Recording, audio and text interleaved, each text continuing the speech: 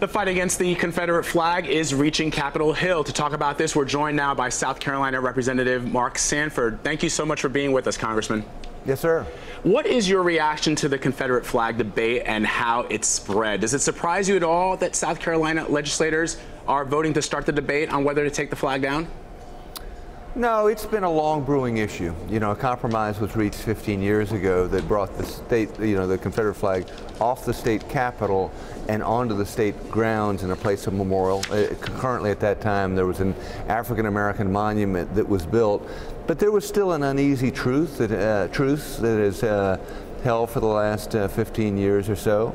And, the events of last Wednesday night and what's followed has brought about this sort of spontaneous combustion of dealing with it. And so we'll see what comes next. Well, Congressman, speaking of what comes next, Charleston tends to be more liberal than the rest of South Carolina. Do you expect there to be a backlash? Well, what I would say is that, the problem with a symbol is that it can symbolize one thing to me and one thing to you.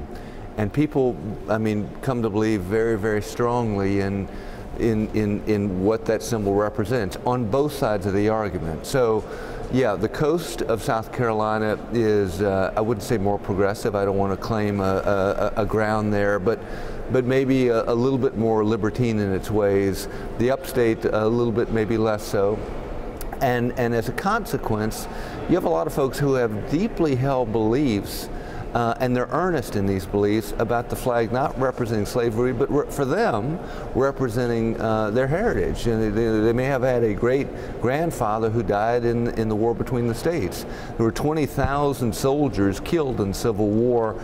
So you got a lot of descendants out there across the state who, for them, it means, a tie back to a great-grandfather or a great-uncle who died, bravely so, in the line of duty. So you just have two different camps, and I think you're going to hear a particularly strong voice on that front from perhaps the upstate of South Carolina.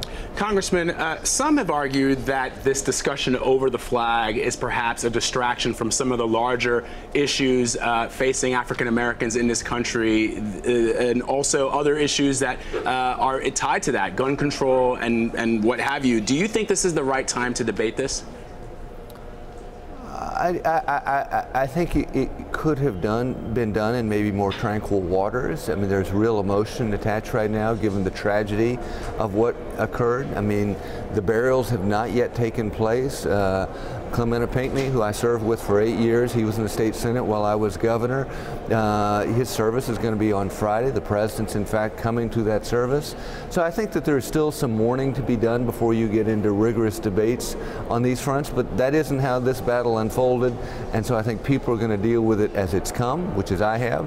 When the governor made this call, you had to make the decision, do you support or don't you support, and I chose to support, though the timing, I think, ideally would have been done at a later date, given, again, the real emotion that surrounds not the flag, not guns, not all the other issues, but the necessity of mourning the loss of these 9 victims there at the church last Wednesday night. It's definitely going to be a very dark week for everybody in South Carolina, but I do just want to ask you one more question about the flag, Congressman. Sure. And in Mississippi, it's actually part of their flag. Do you think it's time for them to change that design? I wouldn't presume to suggest for another state what they should or shouldn't be doing.